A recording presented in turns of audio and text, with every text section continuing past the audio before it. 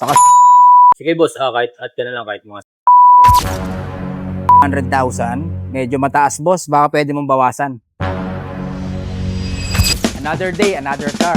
Sa Dream Cars, M Cars. Gabing-gabi na pero may dumating pang kliyente na may dalang BMW X1. Balak niya pala itong i-trade in sa Aprilia RSP4 na 1100cc. Kaya tara, silipin natin yung unit niya. Hopefully ay magkasundo kami ni sir. Tara, samahan niyo ako.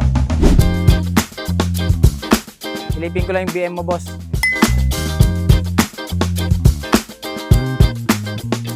Tara, silipin natin yung loob. So yun, napaka-pogi guys. At nakita nyo naman, sariwang-sariwa pa talaga siya. Napakalinis oh. Nakita ko, sariwang-sariwa, napakalinis at amoy bago pa. Itong unang napansin ko sa kanya, 2018 model siya pero meron lang siyang 45,000 odo. So napakabata pa nun guys, sariwang-sariwa to. Tingnan natin yung makina.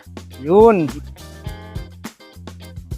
So yun guys, ito yung makina niya. Nakita nyo, intact na intact. Saka sobrang tahimik ng makina. Ayun, ito palang BMW na to ay equipped by twin power turbo engine. Diesel engine na pala to guys, kaya napakatipid nito. Ang unang-una kong sinecheck dyan, syempre, yung tunog.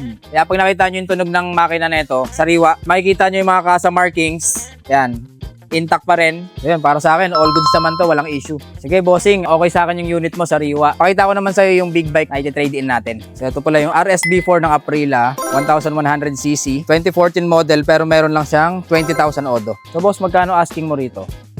dito mga nasa 1.2. 1.2. Itong Aprilia, 600,000 yung presyo ko. Ako yung mag-a-add sa'yo. Okay na, mag-add ka na lang. Sige boss, kahit add ka na lang kahit mga 700. 700,000. Medyo mataas boss, baka pwede mong bawasan. 650. 650k. Kaya ba siya add ako ng 500? 600. 600k. Sige, kasi presyo mo rito, 1.2, saka 600. So, 600 yung difference niya, no? Pero tatawad ako konti, boss. 580, done deal tayo. 580. 590. 590. Sige, 590. 590, okay. Done deal.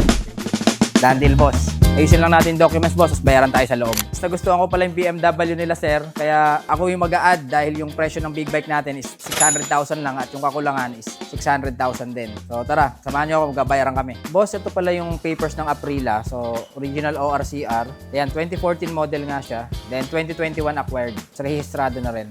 Ayan, nandito na rin yung deed of sale. Open deed of sale siya, boss. Bali, ikaw yung second owner. Tapos, number naman na. meron na, plate number. Then, ito na rin yung 2 valid ID with 3 sign. So, yan, ready na to i-transfer sa pangalan. Ito rin yung mga insurance. Okay, so, kompleto naman yung boss. Tapos, check ko rin itong sa BM. So, complete papers din siya. Newly registered.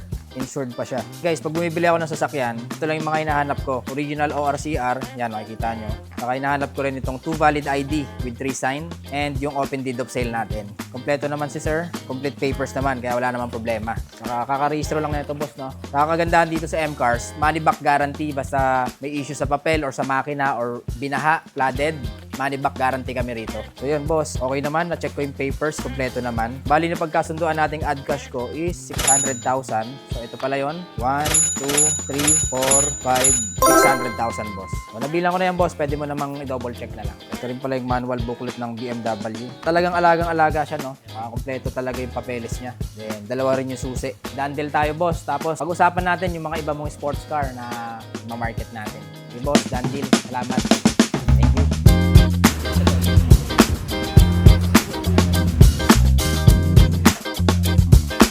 Roma din, no? M Cars PH #1.